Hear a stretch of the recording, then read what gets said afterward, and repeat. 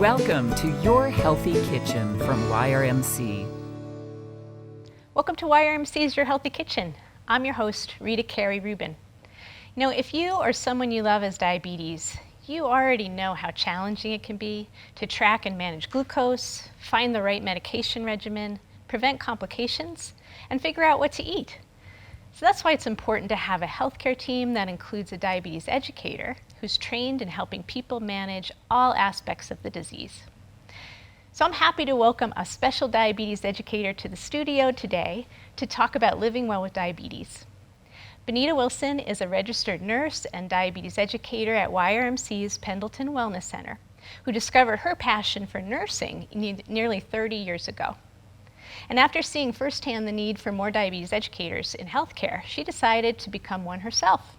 And Bonita is joining us on Zoom to share her expertise and a simple, healthy, diabetes-friendly recipe that anyone can easily make at home.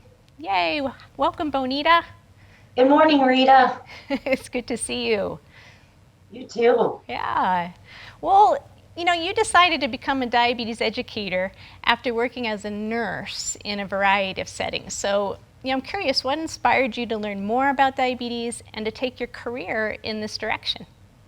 So when I started working with Dr. Box and Pamela Akers, who is a certified diabetes educator as well, working in that setting, I kind of realized there was a lot of our patients with the diagnosis of diabetes that lacked a lot of the basic knowledge. When you would call and ask questions, they would say, I've never heard of that before. And that was kind of, it was an eye opener. Mm-hmm. And so, and diabetes is not a rare disease. It's very common. And I think it can be prevented also with some good basic education. For people with pre-diabetes, especially, and then also people who already have the diagnosis of diabetes. I think with good basic education, it helps them, know that they can be in control and that they can take charge of managing their diabetes. So, yeah, absolutely, I agree. And Dr. Box is the endocrinologist with YRMC Physician Care. And Pam Akers is the nurse practitioner who works in her office, right? That is correct. Yes, yeah. So you saw that even some basic education would help people with diabetes and with prediabetes either, not go into diabetes or to really manage their diabetes really well and prevent ongoing illness and complications. Complications, yes. Mm-hmm. Yeah. Yeah, so important. Well, how are you working now with and helping people with diabetes at the Pendleton Wellness Center? So right now we're doing the education courses. There's 5 series, and they go over all the aspects of diabetes. It just starts with the basic disease process, what diabetes is, the different types, and then we go into monitoring. Monitoring your blood sugars and keeping them in target range and the benefits from doing that. And then of course, diet, that's always everyone's always interested in the food part of it. Yes. And then we also have a class on medications and complications. And then we also talk about the psychosocial part of diabetes as well. Mm-hmm. So, and then of course we have one-on-ones with myself or with the dietitian there. Her name is Wendy.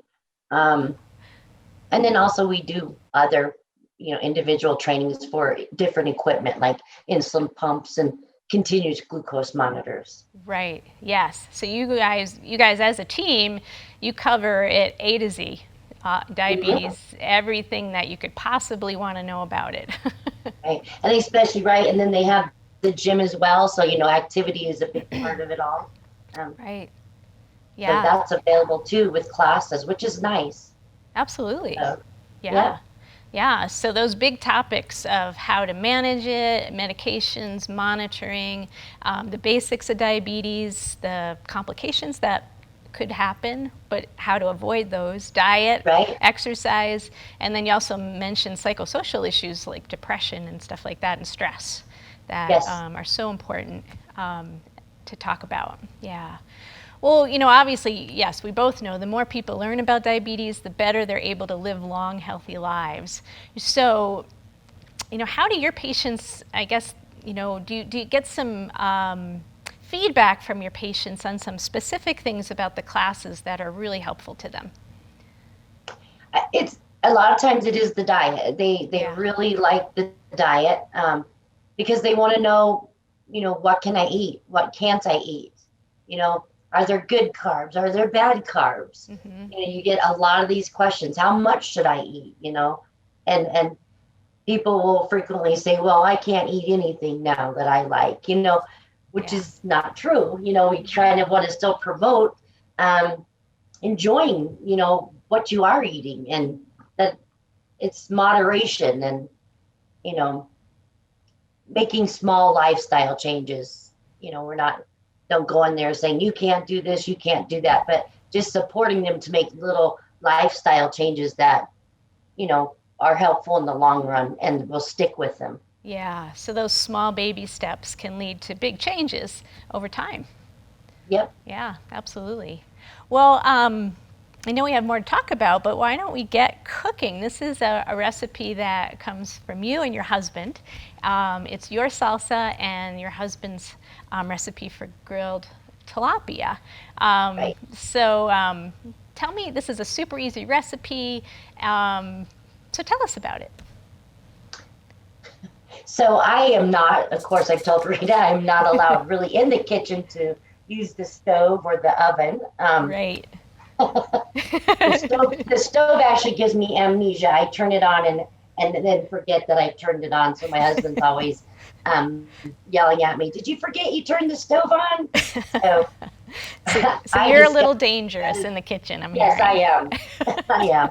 I get sidetracked, yes. But with salsa, well, I didn't have to use the stove. I don't have to even be near the stove. Okay. Or a grill. I got the recipe from a friend named Rebecca, and she used to make the salsa for Pancho's, which is now Casa Sanchez. Oh, wow. Okay, so this is a famous recipe in Prescott. Yes, it is a famous recipe. So I'm the official salsa maker. Okay. Well, I'm going to let you direct me, and I'll tell you first how I prepared the fish, which is, I think, similar to the way your husband makes it. And you guys said you like to use tilapia, right? Yes. Yeah, that's a great fish for this recipe. I also tried it at home with cod and with mahi-mahi. So, and it works great. So I think you could just pretty much do any kind of fish in this recipe. Yeah. So you tell me if this sounds right. So I've got a thawed fillet of tilapia here, and I tossed it with just a little bit of olive oil, and I'm going to do some pepper to season it, and a sprinkle of salt, and just a little bit. You don't need a lot because the salsa that's going to go on this is so flavorful. And right. then and the tilapia is a little salty already itself, the taste. So it does have a lot of flavor, doesn't it? Mm-hmm. Yeah. So I embellished the basic recipe that you gave me, and I'm going to add some thin slices of spicy pepper. This happens to be a spicy yellow pepper that is from Whipstone Farm out in Paulden. It has a real nice flavor. So I'm going to put some slices of this pepper on here. You could also use any kind of chili, I imagine, right? That you like. The jalapeno maybe that goes into the salsa, you could use that on this. You could probably even put some cilantro in there too. Yes, hey, that's what I'm going to do.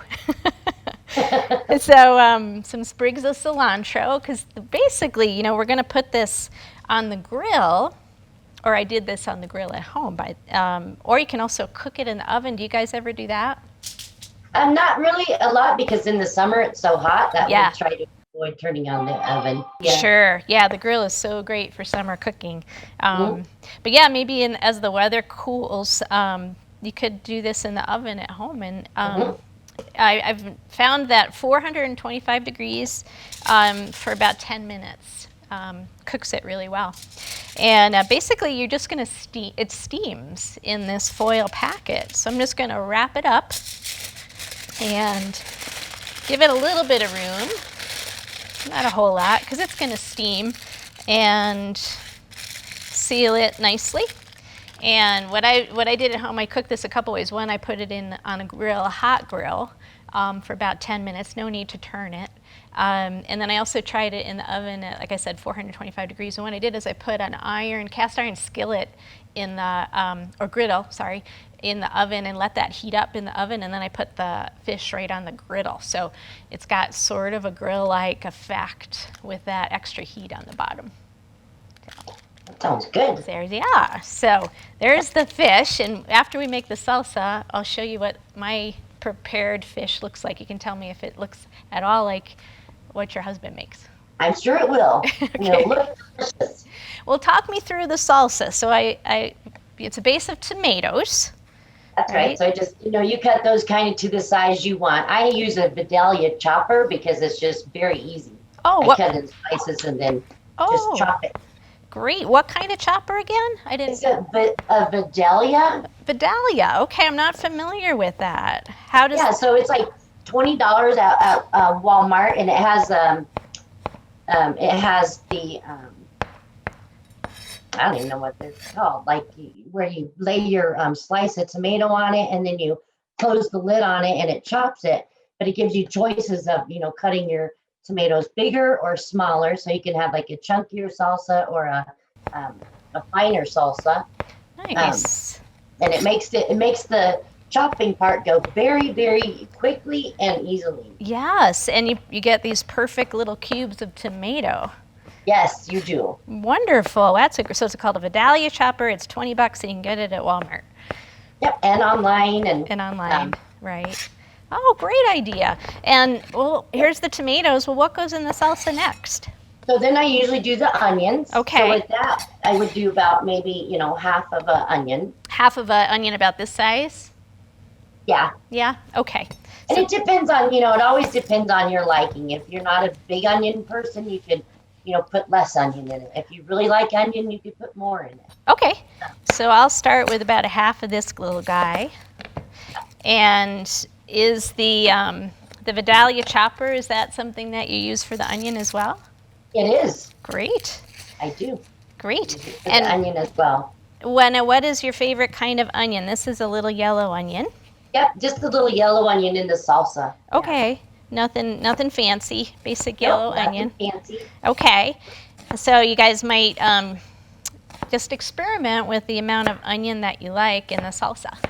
Right, because I really like onions, and my husband doesn't like them as much as I do. He does like them, but not as much, so we kind of go in the middle. That's nice. It's good to compromise in life, isn't it? Absolutely. Because if I always want more, I could always chop up a little more and put it in my own. Sure. Well, I'll finish chopping up. Bonita, how long have you been in Prescott? I've been here for 25 years. I originally moved here in 1991, and that was before I became a nurse. Oh, okay. And I worked at the J.C. Penney's as Christmas help when it was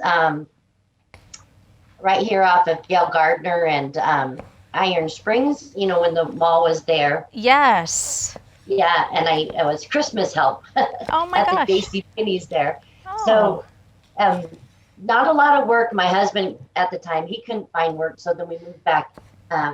We moved back up to Wyoming. We come down from Montana. We weren't here very long, just through the Christmas, because he couldn't find work. So then we moved back up to Wyoming, and that's when I pursued my nursing degree. All right. Yeah, and then as soon as we were done, I was like, I have to go back to Arizona now. Well, sounds like you fell in love with this area. What do you love most about living here? Well, I grew up actually in Tucson. So we moved to Tucson in 1976. because my sister had rheumatoid arthritis, and they would tell everyone, move to Arizona where Okay. it's warm. Yeah. So really since then I fell in love. And I think what made me fall in love was I remember when we first moved here, I saw a horny toad and I thought that was the neatest thing in the world. It was like a miniature dragon. Yes, they are the And so coolest things. I agree. they are. And I just think the sunsets here are beautiful. I just love Arizona. I was telling someone the other day, I live down in Kirkland. Uh-huh. And when I drive home some nights, I can see 7 different mountain ranges when it's really clear. It is so pretty. So the views and horny toads kept you here. Just Arizona in general. Arizona There's in so many general. places to Yeah. hike. So many outdoor things you can do. Yeah. Especially in this area because it's cooler. Well, I did add the jalapeno pepper and also cilantro. And now I'm going to add your last ingredient, which is a small can of tomato sauce. Right. And if you want, because it's a smaller amount, you could just do like a half a can and see how you like it. And then sometimes I'll put a little bit of water. Okay. And then the lime juice. I don't And know. the lime, I did. I put in about a half a lime. Okay. But that's something that I imagine you just do to taste as well. Yes. Yeah. To taste it. Okay. Yep. Well, this is beautiful and it smells so delicious. And sometimes we will put a little salt in it if you want a little bit more salt, but you don't have to. Right. Because Yeah. it has a lot of flavor. Yep. Yeah, it has so much flavor. Well, I'm going to open up my little packet of fish here. And so this is the tilapia. That was actually this one this morning I put in the oven. And so you can see there's those nice chilies and the limes and the cilantro are all flavoring the fish. There's a little bit of juice as well, which is real tasty. That has a nice olive oil base. Does that look like what you guys make at home? It does. All right. Yay. Beautiful. I'm hungry now. If you were here, you could have lunch. Yeah, too. Yes. Well, last thing, Bonita, what do you want, how do people get in touch with you? So you can get in touch with me by, calling the Pendleton Center, either Del Webb or the Prescott office. Okay. You can also email me at bwilson@yrmc.org, and you can reach me that way as well. Great. I'd say you can call me at Dr. Box and Pam's office, but only on Fridays. Okay, so there's a lot of ways to find you, and that's good. Yeah. Well, thank you so much, Bonita. It's been so much fun to cook with you, and I appreciate you taking the time to join me in YRMC's Your Healthy Kitchen. Thank you, Rita. Yeah. And thanks to all of you for joining us too, and for more flavor-packed, healthy, diabetes-friendly recipes, remember to check out all of our videos and recipes at yrmchealthconnect.org. You can also join me in my kitchen at home by following me on Facebook at YRMC's Your Healthy Kitchen, where you'll see the latest recipes, photos, and videos of the food I make at home, plus links to my favorite food, nutrition, and gardening destinations on the web. So until next time, eat well, be well, and I'll see you soon.